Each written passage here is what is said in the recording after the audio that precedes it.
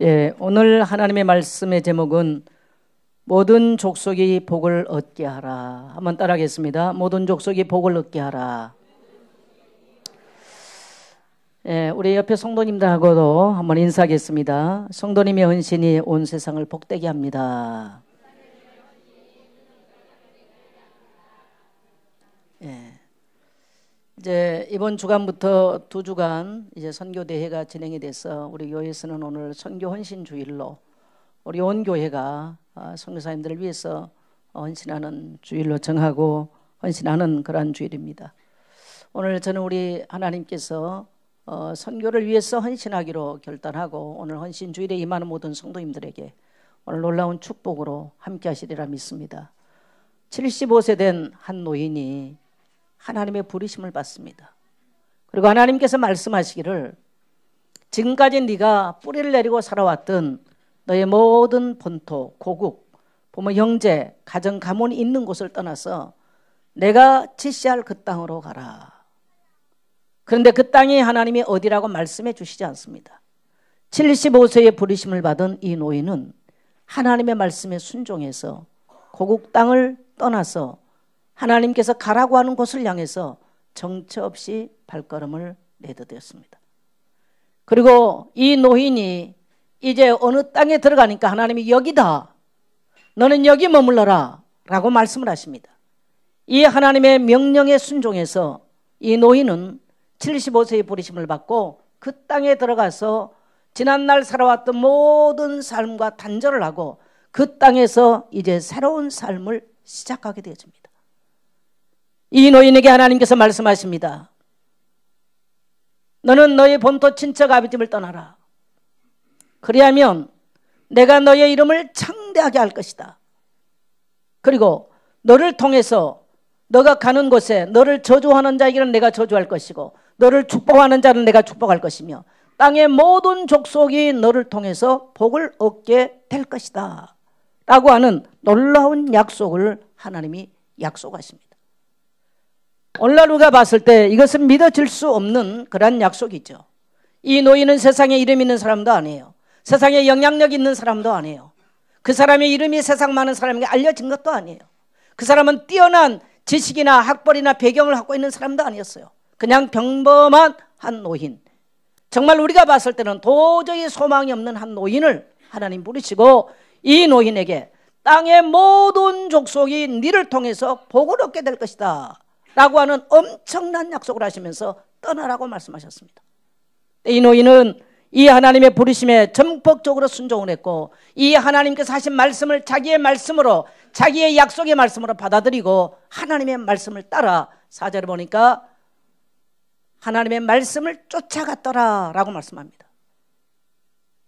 이 한 노인이 인류에게 미치는 영향은 어마어마합니다. 근데 이 노인이 살아생전에 그 땅에 가서 단 한 사람이라도 하나님 믿게 만들었냐? 아니요. 단 한 사람도 하나님 믿게 하지 않았어요. 이분이 하는 것은 그 땅에 들어가서 여호와의 이름을 위하여 단을 쌓은 것 외에는 한 것이 없고 그가 이 땅에 남긴 것은 아들 이삭 하나 남긴 것 외에는 한 게 없어요. 그럼에도 불구하고 이 노인이 이 땅을 지나간 이후 5,000년 역사 속에 이 노인의 이름만큼 동서고금을 막론하고 많이 일컬어지고 부르고 아뢰는 이름이 지구상에는 없습니다. 이 한 노인이 미친 영향은 인류 안에 엄청나더라는 거예요. 엄청나더라는 거예요. 저는 성경학적으로 맞는지 안 맞는지 모르겠습니다만은 이름하여 이 노인을 인류 최초의 선교사라고 부르고 싶습니다. 동의가 되시면 아멘 합시다. 바로 그 이름이 바로 오늘 성경에 기록된 아브라함입니다. 저는 성경을 살피면서 인류 최초의 하나님께서 직접 부르시고 구원을 베푸시고 구원받은 그 자리에서 바로 선교사로 파송한 사람이 그것도 한 번도 알지도 못한 그 이국 땅으로 파송을 받은 최초의 선교사 아브라함. 이는 가서 단 한 명도 선교하지 못했지만 인류 역사에 아브라함처럼 많은 영향을 미친 사람이 없어요. 얼마나 이 사람이 별 볼 일 없었던지 사람들에게 이름 불러지기도 이 사람은 뭡니까? 그렇게 대단한 존재가 아니었어요. 그래서 사람들은 이름하여 히브리인이다라고 말합니다. 이 말은 물 건너서 또 돌아다니는 사람이란 뜻이에요. 동네 사람이 물어봤어요. 80 노인이 그 동네 왔으니까, 할아버지 어디서 왔어요? 나 저 동네 유브라데스 강 건너가지고 왔어요. 강 건너 손 아저씨구나. 이불이 건너오다 이 말이거든요. 빨리 히브리 그러거든요. 동네 사람이 그 노인의 이름을 부를 가치가 없는 거예요. 기억할 만한 가치가 없었어요. 그래서 그냥 이브리민, 이브리인, 이브리 그렇게 됐어요. 그게 히브리인이란 말이에요. 강 건너서 또 돌아다니다 이런 말이에요. 사람들은 그 노인이 그렇게 강 건너서 또 돌아다닌 이브리인으로 끝나는 줄 알았습니다. 그런데 그의 후손 4대 만에 가장 세계 강대국 에집트를 정복을 합니다. 그리고 그의 후손들이 나가서 그때 당시 가장 세계 중심인 팔레스타인, 가나안 땅을 다 정복합니다. 그리고 이들은 히브리 민족 공동체를 세운가 했더니 드디어 나가서 히브리 국가를 세워냅니다. 그리고 그들은 히브리 국가로 끝나는 것이 아니고 이들이 하나님으로부터 부르심을 받은 독특한 선민, 독특한 하나님의 백성으로서 이 자부심과 긍지를 가진 히브리 문화를 만들어냅니다. 그리고 히브리 공동체를 만들어냅니다. 그래서 인류 역사는 지금도 히브리 문화와 헬라 문화, 헤브라이즘과 헬레니즘이 교차하면서 지금까지도 우리에게 영향을 주고 있습니다. 이 어마어마한 인류 역사의 영향이 한 이름 없는 노인 할아버지로부터 시작됐다는 사실. 인류 최초의 하나님의 부르심을 받고 구원받은 즉시로 나가서 선교사로 활동을 했던 이 히브리 사람 아브라함을 통해서 하나님의 인류 전체를 바꿔버렸습니다. 저는 오늘 이 창세기 12장, 아마 우리 성도님들도 창세기 12장 제가 읽으면 목사님 무슨 설교할까 알 정도로 많이 읽고 애용하고 설교했던 내용들이죠. 그런데 이 아브라함 한 사람이 인류에게 미친 영향은 어마어마한 거예요. 어마어마한 거죠. 구원받자마자 하나님은 아브라함을 선교사로 부르시고 파송했어요. 도저히 사실 그 나이에 그의 형편에 갈 수 없는 상황이지만 하나님의 부르심이었기 때문에, 하나님의 요구였기 때문에, 하나님의 콜링이었기 때문에 그대로 순종하고 나갔던 아브라함을 통해서 아브라함의 능력과 상관없이 하나님은 아브라함에게 복을 주시고, 하나님께서 아브라함에게 대명제가 뭐냐? 땅의 모든 족속을 너를 통해서 복을 얻게 만들어라. 바로 그것이 아브라함을 부르신 목적이었습니다. 아니, 내 한 사람 복을 받기도 지금 어려운데 어떻게 땅의 모든 족속이 나를 통해서 복을 받을 수 있을까요? 가히 상상할 수도 없는 얘기였어요. 그럼에도 불구하고 아브라함은 그 말씀을 자기의 약속으로 붙잡고 그의 심장 깊은 곳에 그는 그 말씀을 언약으로 붙잡고 발걸음을 옮겨놓기 시작했는데, 시간이 가고 세월이 가고 또 후손이 바뀌면서 하나님 말씀은 그대로가, 오늘 지구상에는 하나님께서 직접 복 주겠다고 약속한 사람은 단 한 사람밖에 없습니다. 아브라함입니다. 그럼 어떻게 우리가 아브라함이 받았던 그 복을 어떻게 받을 수 있느냐? 갈라디아서 3장 29절에 보면 너희가 그리스도의 것이면 또한 아브라함의 후손이라. 우리는 그리스도를 통해서 다시 우리는 하나님께서 아브라함에게 약속한 그 축복을 우리는 이 땅에 살면서 그대로 성취하고 있는 줄 믿습니다. 그래서 오늘 우리 모두는 한번 따라하겠습니다. 모두는 선교사입니다. 여러분이 구원받은 사실이 맞습니까? 이게 마이크를 조금 더 올려줬으면 좋겠어요. 모니터를 좀 올려줬든지 상태가 너무 안 좋습니다. 예, 우리는 구원과 복음 전파를 때로는 분리해서 생각합니다. 근데 분명하게 내가 구원받은 사실이 맞다면 우리는 구원받은 자의 놀라운 비밀을 갖고 있어요. 사람들이 봤을 때는 아브라함을 노인이라고 봤어요. 물 건너온 떠돌이라고 봤어요. 그래서 아브라함은 산골짝 돌틈 밑에서 졸졸졸 흐르는, 보이지 않는 돌틈 밑에 흐르는 마치 이 시냇물도 안 되는 그런 존재였습니다. 여러분, 우리는 한강의 기적 이런 말 많이 듣잖아요. 서울 시내 가면 대한민국 그러면 한강이 있어요. 영국 가면 테임즈강이 있어요. 미국 가면 포토맥 강이 있어요. 저기 러시아 빼째르부르 가면 네바강이 있어요. 또 유럽 중심으로 이렇게 흘러가는, 우크라이나부터 흘러가는 강 보니까 드네프르 강이 있어. 독일에 가면 나일강이 있어. 그 나라 도시 중심을 이루는 것은 강이에요. 강이 있어야 어마어마한 문명을 만들어내요. 우리가 서울에 가면 한강이 있죠. 근데 한강이 물줄기가 어마어마해요. 그래서 대한민국을 한강의 기적이라 이런 말을 쓰는데 이 한강이 어느 지점에서 큰 물을 만든 게 아닙니다. 저는 설악산 쪽을 가끔 갑니다. 오대산 쪽을 가끔 가봅니다. 오대산 쪽이나 설악산 쪽에 가면 돌틈에서 졸졸거리는 그러한 물소리가 가끔 들립니다. 이러한 돌틈에 흐르는 뚝뚝 떨어지는 이런 물줄기들이 모여서 어마어마한 한강의 기적을 만드는, 기적을 일으킨다는 사실이에요.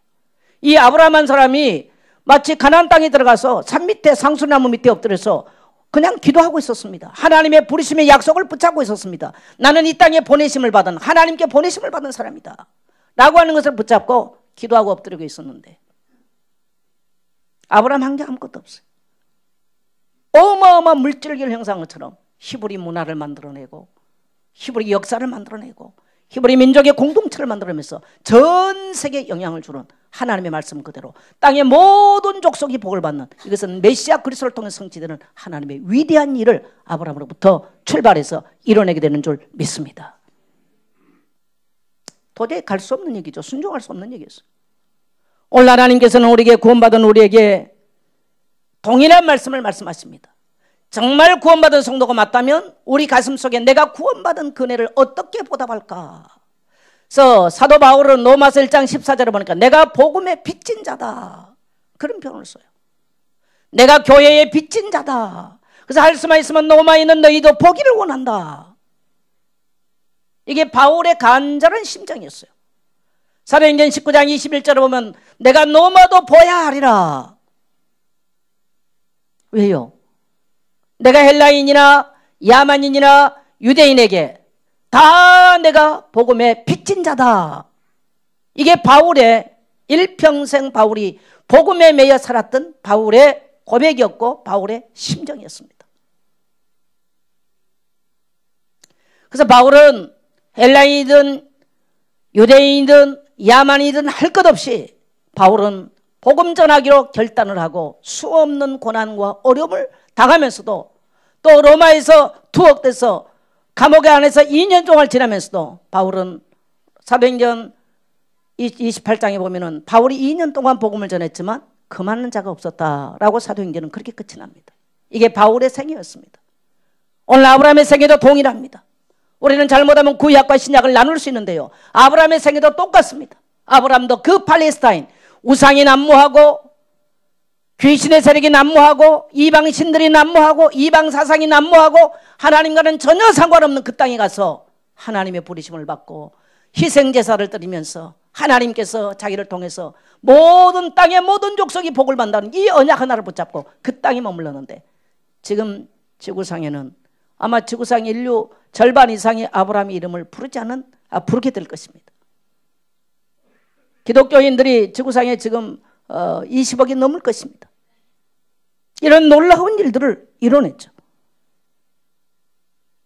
우리가 예수 그리스도를 믿고 구원받았다면 우리 가슴 속에 내가 복음에 빚진 자다, 내가 어찌하면 이 복음을 또 다른 사람에게 증가할까, 또 다른 삶에 흘러가게 만들까, 이게 정상적인 그리스도인이에요. 할렐루야, 할렐루야. 예. 그래서 오늘 저와 여러분이 복음을 받고 구원받을 때까지는요, 내가 그냥 된 게 아니에요. 그래서 언제든지 우리 그리스도인들은 따라합시다. 복음에 빚진 자입니다. 복음에 빚진 자예요. 그래서 우리가 복음에 빚진 우리 모두는 다 뭐냐? 선교사입니다. 우리는 선교사 그러면 오늘 앞에 선교사님들 불러냈잖아요. 아니에요. 여기 선교사님들 계시지만 누군가는 이들로 하여금 선교사가 갈 수 있도록 교회는 파송을 하고 기도를 하고 물질을 서포하고 서포트를 하고, 그래서 교회가 가장 해야 될 것은요, 기도와 물질이에요. 그래서 우리는 이것을 보내는 선교사와 가는 선교사, 따라합시다. 가는 선교사와 보내는 선교사 두 가지를 나눌 수 있어요. 가는 선교사님들은 우리 김현수 선교사님 이제 가끔 이렇게 이렇게 카톡 오신 거 보면은 집에서 새벽 3시에 출발해서 공항에 나가가지고 이제 쿠알라룸푸르에서 비행기를 타고 브루나이 들어가서 브루나이 이제 정글에 들어가셔가지고 장로님 보니까 고향 같으신데 그렇게 이제 브루나이를 해서 또 다시 말레이시아 사르왁주로 넘어와가지고 여기 보니까 또 우리 학장님 같은 분들 만나고 저는 이제 대충 그 코스를 알아요. 그 코스를 대충 성사님 이렇게 보내면 야 어마어마한 코스를 돌고 계시구나. 그래서 제가 제일 걱정된 게 뭐냐면 선교사님들, 저도 나이를 먹어보니까 제일 걱정된 게 건강 문제더라고. 그래서 선교사님들 어쨌든 간에 건강하기를, 뭐 건강하면 다른 것은 뭐 돈 모자라면 또 헌신들하고 또 하나님 최고 이걸 아니까 되는데, 제일 문제가 이제 우리 선교사님이 작년에 올해인가 62이야 회갑을 지나셨어. 예. 그러니까 이게 60들이 넘고 보니까 이게요, 정신도 잘못하면요 집중력도 떨어지고 체력도 떨어지고 면역력도 떨어지고.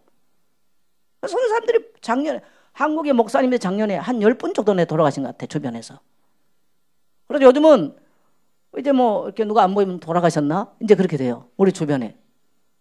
목사님들이 가로들을 많이 하거든요. 그 코스가 쿠알라룸푸르에서 그 동말레이시아 가는 데만 해도 비행기로 몇 시간 가요. 그렇게 해가지고 브루나이 들어가서 브루나이에서 사르왁 넘어온 것도 제가 볼 때는 그 정글 코스가 몇 시간은 될 것 같아. 제가 국경선까지는 가봤지만 못 들어가봤지만은, 그렇게 하면서 또 이 사르왁주 도는 것만 해도 작년에 제가 돌아가 보니까 한 6시간 갔던 것 같아요. 그러니 제가 볼 때 브루나이부터 돈다면 제가 대충 한 10시간은 차를 타고 다니시겠구나. 이게 제가 그려지더라고. 야, 김현주 선교사님이나 되니까 그 왔다 갔다 하시면서 하시지. 피리피리한 사람들 갔으면 어떻게 하겠어요, 그게. 어쨌든 간에 보내는 선교사들은 정글이든 어디든, 또 우리 뭐 태국의 선교사님이 1월 달에 우리 지금 이제 라오스로 갑니다. 라오스 10몇 시간 가는 거예요. 라오스 10몇 시간. 그러면서 이제 쭉 와갖고 사진도 오고 하시더라고. 그냥 보냄받은 선교사님들은 야만인이 있든 가난한 동네든 또 뭡니까 질병이 난무한 동네든 어쨌든 간에 가는 겁니다. 근데 이것을 갈 수 있도록 도운 것은요, 군대로 말하면요, 선교사님들은 최일선에 있는 야전 사령관들이야. 군대 안 갔다 온 사람들 알죠? 이만. 교회는 뭐냐면요, 후방의 지원병들이에요. 그래서 선교사 뭔가 성도 한 병 한 병이 헌금을 드리고 기도를 한 것은요, 후방에서 일선에 가서 최전방에서 영적 전투를 하고 정말 이렇게 뭔가 말씀을 보급하는 이들에게 교회는, 성도들은요, 이 후방에 일선에 있는 사람들을 지원하는 지원 무대예요. 만일에, 그래서 저는 가끔 사극을 보는데요, 사극을 이렇게 보면은 이제 뭐 우리나라하고 일본하고 전쟁하거나 또 중국이 뭐 쳐들어간 전쟁, 이런 이제 사극이 많잖아요. 그 전쟁의 흐름을 바꾸는 게 있더만요, 보급로를 차단해야 그 전쟁의 흐름이 바뀌어. 아시죠? 고려 때 그 원나라하고 뭐 이렇게 전쟁들을 많이 하면요, 그 보급로를 끊어야, 저 원나라에 들어온 보급로를 끊어야 그 전쟁 흐름이 바뀌어요. 또 우리나라 임진왜란 때도 보니까 일본군이 막 상륙하잖아요. 여기서 보급로를 차단해야 이 전쟁 흐름이 바뀌어요. 그러니까 지금도 아마 영적으로 본다면요, 사단은 선교사님들에게 영적인 것과 물질적인 것과 본교회 교회들과 어떤 이것들을 끊임없이 이간질과 교회를 또 연약하게만 이 보급로를 차단하는 일을 끊임없이 할 것입니다. 우리 사랑하는 성도 여러분, 오늘 우리는요, 선교사 그러면 앞에 가서 막 정글에 뛰어다니고 이런 분만 선교사는 그렇지 않습니다. 따라합시다. 나도 선교사입니다.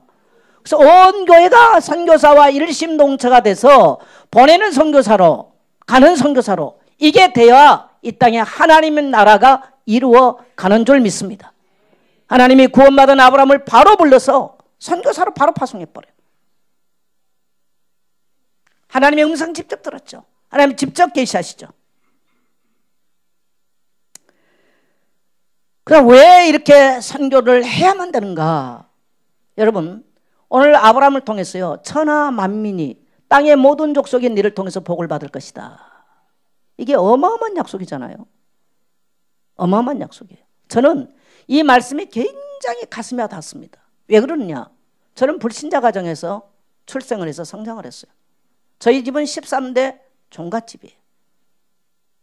그러니까 제사 지내고 이것을 많이 했던 집안이에요. 예수 믿을 수 없는 사람인데 하나님의 은혜로 우리 고향 안에 고향 교회가 들어와 있었어요. 우리 고향 교회를 이제 읍교에 있는 장로님들이 고향 교회를 개척을 했어요. 그래서 제가 그 읍교의 장로님들을 알아요. 제가 중고등학교 시절에 읍교의 장로님들을 만났는데 그 우리 고향 교회를 개척하기 위해서 한 분은 치과 원장님이었고 한 분은 중학교 교장 선생님이었어요. 이분들이 장로님들이 오후에 퇴근을 하고 읍교에서 저희 고향교회 가려면 밤을 새워서 왔대요. 옛날에 그 오다마라 그래, 눈깔 사탕이라고 그러죠. 그 사탕 하나씩 입에다 넣고 장로님들이 밤새껏 길을 걷는데요. 아마 토요일 밤에 걸었겠죠. 그래서 장로님들이 밤새워서 길을 걷고 수십 킬로를 밤새워서 길을 걸어가지고 저희 고향 마을에 도착을 해요. 그리고 주일날 남의 마당에서 예배를 드렸어요. 이렇게 하면서 저희 고향 교회를 개척을 한 겁니다. 뭐 선교사님들이 활동하고 똑같죠. 그러면 교육자들이 제대로 왔느냐? 신학생들이 오면요 밥을 못 먹잖아요. 그러니까 몇 개월을 먹고 그냥 가요. 그러면 이제 방학 때 신학생들이 와서 여름방학 뭐 여름 성경학교를 하고 가고 뭐 전사님들이 잠깐 와서 아이들하고 있으면요 잊지를 못해. 왜? 믿는 사람이 없잖아요. 완전히 귀신 삼긴 동네인데 어떻게 그 당시에 뭐 50년 60년대 어떻게 와서 먹고 살겠어요. 그러니까 먹을 것이 없으니까 이제 또 떠나가는 거죠. 그렇게 하고 났는데도 저희 고향교회에서요 목사 선교사가 엄청 많이 나온 교회입니다. 놀라운 얘기입니다. 근데 그 동네에서 예수 이름을 듣고 예수의 피로 제사함을 받고 예수 이름을 영접하기 시작했는데 한 개인의 운명이 바뀌는 거예요. 할렐루야. 한 개인이 관습과 우상과 귀신의 손에서 해방되기 시작해요. 그러면서 이게 가문으로 파고들기 시작하죠. 가문에 묶여있는 모든 우상 숭배와 간습과 제도가 뭐 13대 종갓집 이런 간습 제도거든요. 이게 타파되기 시작해. 그리고 동네 마을 안에 뭐 산제사 지내고 하는 이런 모든 간습과 제사와 우상 숭배가 깨지기 시작해요. 한 개인이 변화되기 시작하고 한 가정이 변화되기 시작하고 한 가문이 변화되기 시작하고 한 마을이 변화되기 시작하고 여기서 목회자들이 나고 선교사들이 나서 저도 그 은혜로 여기 와서 목회하고 있잖아요. 이 영향이 여기만 끝나는 것이 아니고 세계 곳곳에 영향을 갑니다.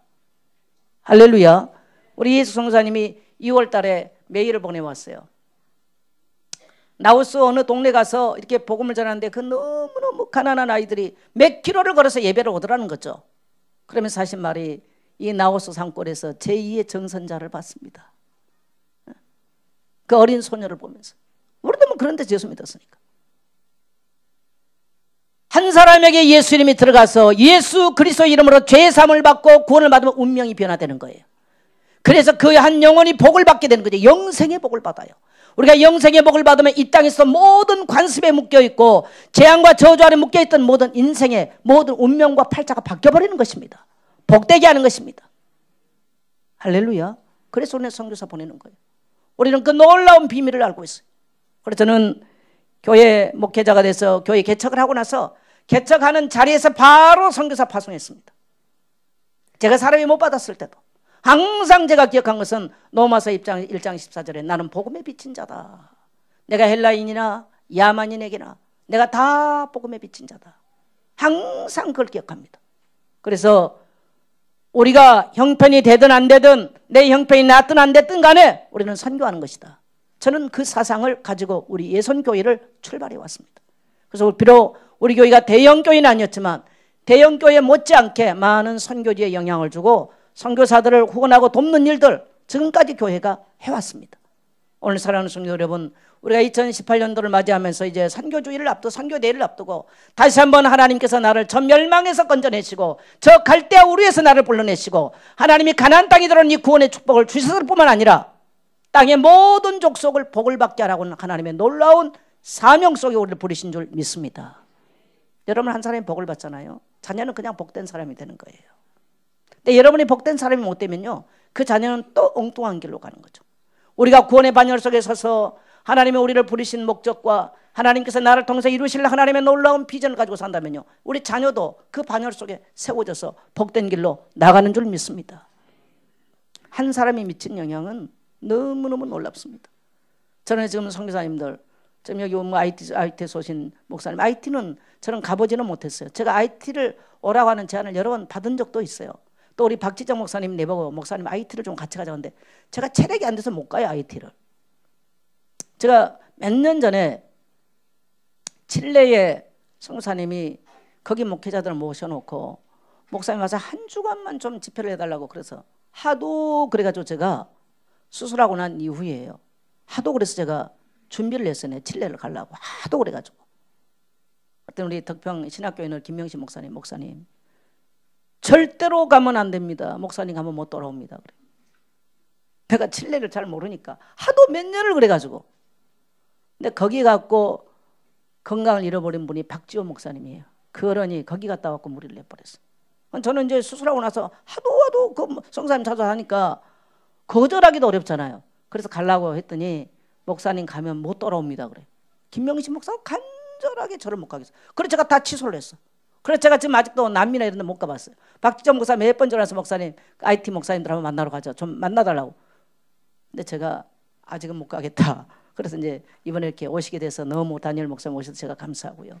근데 나이티, 우리는 나이티 그러면 뭐 지진 난 거 아시잖아요. 하여튼 전체가 무너져 버렸던 이런 비극의 동네. 그래서 이 땅에서 다시 하나님이 복음이 증거되면 새로운 IT 안에서 하나님이 유리한 역사를 이루게 될 줄 믿습니다. 말레이시아는 제가 이제 늘 가기 때문에 저는 이제 말레이시아에 대해서는 뭐 늘 가슴에 품고 말레이시아 복음을 위해서 이제 어쨌든 늘 고민하고 있는 입장이기 때문에 쭉 이제 뭐 사료학주나 또 뭡니까 이쪽으로 다 동말레이시아 돌아간 입장으로서 성교사님이 대충 이렇게 이제 소식을 보내오면 어떻게 돌고 계시구나 이걸 이제 그리죠. 그리고 이제 거기는 이슬람 국가이기 때문에 마음대로 못 하잖아요. 여기 이제 신학교를 하는 우리 학장님에 대한 이제 소식은 제가 늘 듣고 있었죠. 이분들이 얼마나 복음을 위해서 애쓸까. 대한민국은 나라가 자유로운 나라이기 때문에 목사들 먹고 사는 별치장 없어요. 그러나 이미 이슬람 국가 이런 데서는요 안 자유로워요. 예배하는 것도 안 자유로울 거예요. 여러 가지로. 이런 제한된 속에서 복음을 위해서 헌신한다고 하는 거 쉽지 않습니다. 그래서 세계를 다녀보면 이제 브루나이도 역시 굉장히 경제적으로는 잘 산 나라지만 이슬람 정식으로 이슬람 국가죠. 그래서 제가 몇 년 전에 갔을 때, 재작년에 갔을 때 브루나이까지 가보려고 그랬는데요. 국경선까지 갔어요. 근데 갔다가 돌아오는 이게 체력적으로 도무지 안 될 것 같아서 제가 이제 국경선을 안 넘고 그냥 돌아왔죠. 그래서 제가 올 봄에는 가면 쭉 그 코스대로 제가 한번 가보려고 그럽니다. 그래서 우리 온 교회가 함께 기도하면서 또 그렇게 헌신하기를 원하고요. 그래서 우리는 끊임없이 우리는 여기 앉아 있지만 끊임없이 전 세계에 정말 간습에 묶여 있고 우상에 묶여 있고 제도에 묶여 있고 귀신의 세력에 묶여 있고 그다음에 뭡니까 악한 종교에 묶여 있는 이 사람들 절대로 행복할 수가 없어요. 이들에게 영생의 비밀은 그리스도 한 분밖에 없습니다. 그리스도의 십자가 외에는 제산 받을 수 있는 길이 없어요. 그리스도의 십자가 외에는 이 저주의 권세를 깨뜨릴 수 있는 길이 없는 거예요. 그리스도의 부활 외에는 사단 마귀 귀신의 권세를 깨뜨릴 수 있는 길이 없는 거예요. 그래서 이 비밀을 아는 우리는 끊임없이 복음을 전파하기 위해서 볼모지를 향해서 가는 것입니다. 그래서 이 선교사님들이 귀한 발걸음을 옮겨 놓을 수 있도록 교회는 기도하고 또 우리는 힘껏 우리는 못 가지만 우리가 갈 수 있도록 물질을 통해서 선교사님들이 갈 수 있도록 후원하고 돕고 기도해야 되는 줄 믿습니다. 저는 작년에 이제 우리가 태국에 어쨌든 교회당을 우리 렘넌트 비전 센터를 짓고 나 참 기뻤어요. 그 이후로 제 마음에 올해도 이제 교회를 선교지에 좀 건축해야 되겠다 이런 생각을 하고 있고 할 수만 있으면 해마다 우리 교회가 선교지에 이런 교회들을 작지만 지어나갔으면 좋겠다. 제 나름대로는 그 기도점을 가지고 있고 이미 몇 사람하고는 제가 올해도 어떤 지역의 교회를 지차고 얘기를 이미 하고 있습니다. 저는 해마다 그래서 우리의 인생의 궁극적인 목적은요 땅의 모든 족속 이 땅에 잘 먹고 잘 사는 게 우리 인생의 목적이 아니에요. 우리는 이 땅에서 부귀 영화를 누리고 안락한 삶을 사는 것이 우리 인생의 목적이 아닙니다. 우리가 받은 이 놀라운 구원의 복음이 천하 만민에게 증거되어지고 땅의 모든 족속에 증거되는 것이 우리 인생의 목적인 줄 믿습니다. 이 한 사람의 영향은 지대해요. 지대합니다. 이제 제가 동남아를 다녀보니까 우리 한국은 사람들이 중국하고 한국은 좀 비슷해요. 던져놓으면 뭐가 이렇게 좀 반응들이 많아. 동남아를 다녀보니까 알아듣는지 못 알아듣는지 사람들은 좋아 순수하고. 근데 이게 반응들이 우리나라 사람 같지 않아요. 중국 사람도 가만히 있다 쓰 하거든. 중국말로 쓰 하면요 행동이 나와요. 물질도 나와.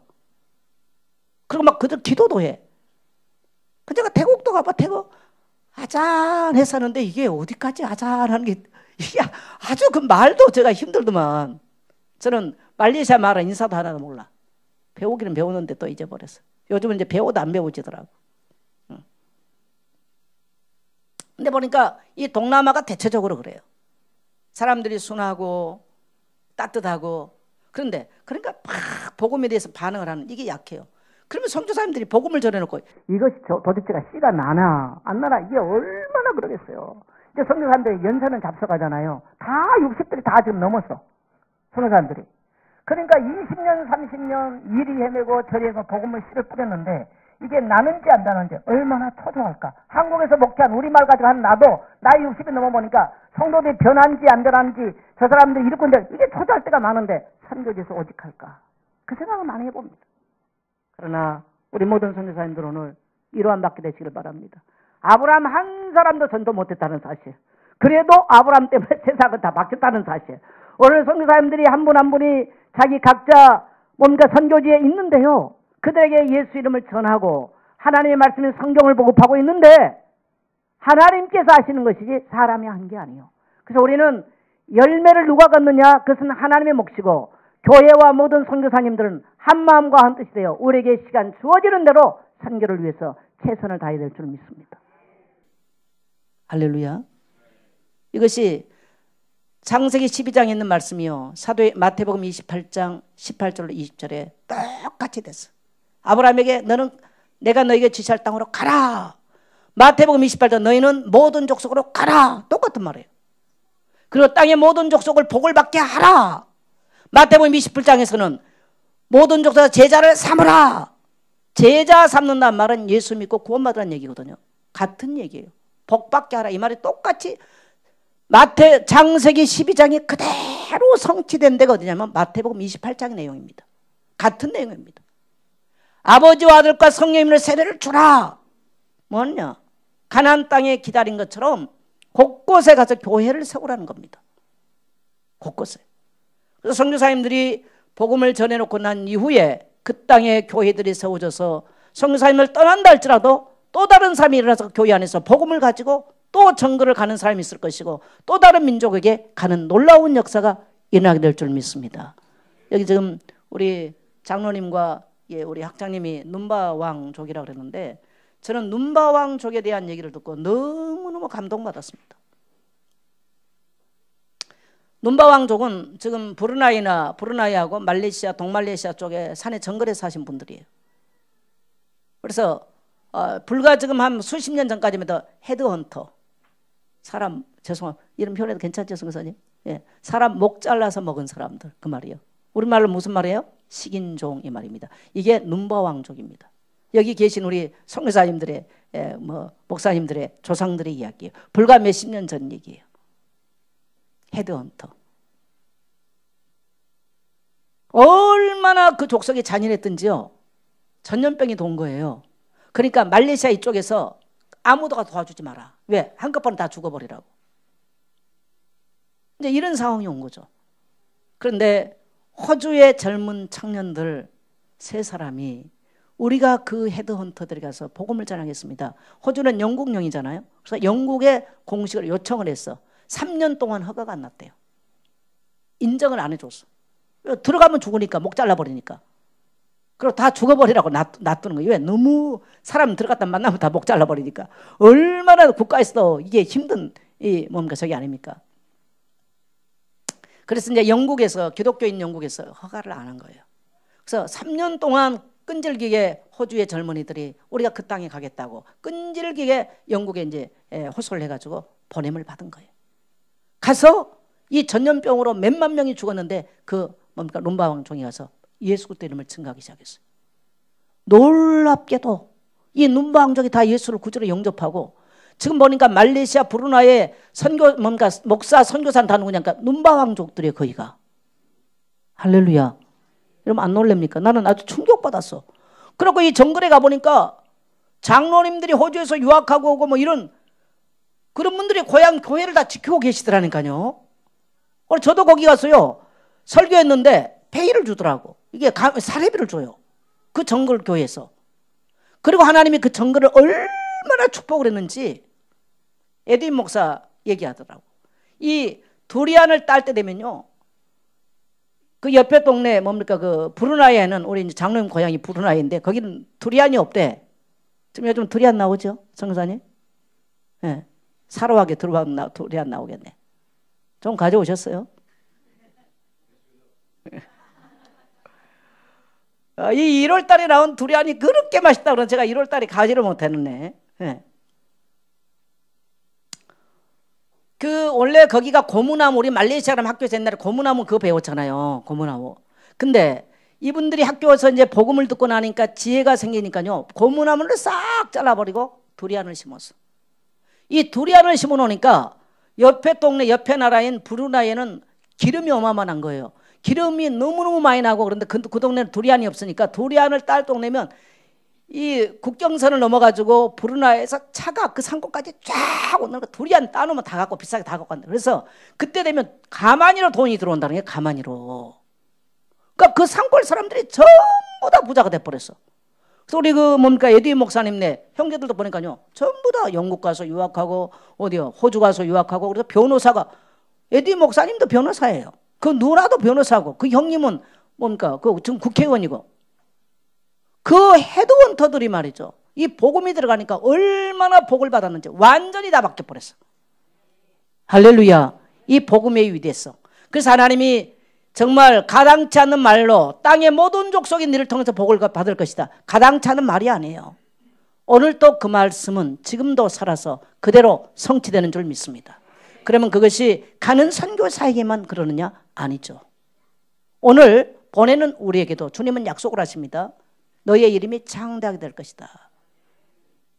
이 말은 너의 이름이 너가 큰 민족을 이루고, 히브리 말 까똘이라고 하는 말인데 수요가 많아진다, 이 정도가 아니고요, 훌륭한 민족이 될 것이다. 여러분, 눈바 왕들이, 헤드헌터들이 복음을 받고 복음을 전하기 시작하니까요, 지금은 훌륭한 민족이 돼버려요. 훌륭한 족속이 돼버려요. 바로 그 얘기예요. 그 다음에 너에게 복을 주어 내 이름을 창대하게 하려니 너의 후손이 하나님의 백성이 될 뿐만 아니라 하나님의 거룩한 백성으로 영광스러운 이름이 된다는 거예요. 반드시 우리가 그리스도 안에 돌아오면, 또 복음을 전하는 삶을 살면, 따라합시다, 영광스럽게 되어진다. 그 다음에 너는 복이 될지라. 하나님께서 아브라함에게 약속한 복은 만민에게 미칠 이 구원의 놀라운 메시아에 대한 얘기입니다. 이것이 오늘 우리를 통해서 그대로 성취된다는 거죠. 오늘 사랑하는 성도 여러분, 우리 예선교회가 천막에서부터 어떻게 왔느냐? 우리의 정체성은 전도 선교에 있었습니다. 조그마한 천막에서 시작해서 해마다 선교사를, 그때 제가 다락방이 전이었어요. 해마다 선교사를 파송해 왔어요. 그것이 우리 예선교회 지금까지 왔고, 이제는 우리가 다시 이제 건축하려고 했다가 여기 주저앉아 있는데, 저는 지금 올해 기도 제목도 그렇습니다만은 이제 선교지의 확장과 새로운 선교지와 또 선교 배가의 축복을 놓고 올해도 저는 개인적으로 그런 기도 제목을 가지고 있어요. 이런 모든 하나님께서 원하는 일들에 우리 온 교회가 혼연일체가 돼서, 선교사님들은 보내심을 받은 가는 선교사라면 우리는 또 이 하나님의 놀라운 약속을 붙잡고 보내는 선교사가 되시기를 주의 이름으로 축복합니다. 그래서 우리는 세계 곳곳에 아버지와 아들과 성령의 이름으로 세례를 주고, 내가 너에게 분부한 모든 것을 가르쳐 지키게 하라. 이것은 바로 이 땅에 교회를 세우는 일들이에요. 그래서 여러분, 한 가정이, 우리 교회 목표가 뭐예요? 한 가정이 어떻게 하라고요? 한 선교지를 감당할 수 있게 되라. 한 선교지를 넘어서 한 선교지의 교회를 세워낼 수 있는 그러한 복된 가정 되시기를, 복된 여러분의 생이 되시기를 주의 이름으로 축원합니다. 우리 김현수 목사님이 아까 소개하면서 우리 젊은이들이 와서 캠프에 있으면 좋겠다. 오늘 이것을 우리 모든 젊은 우리 학생 청년들은 언약의 말씀으로 붙잡고 오늘 이러한 발걸음이 되시기를 주님의 이름으로 축복합니다.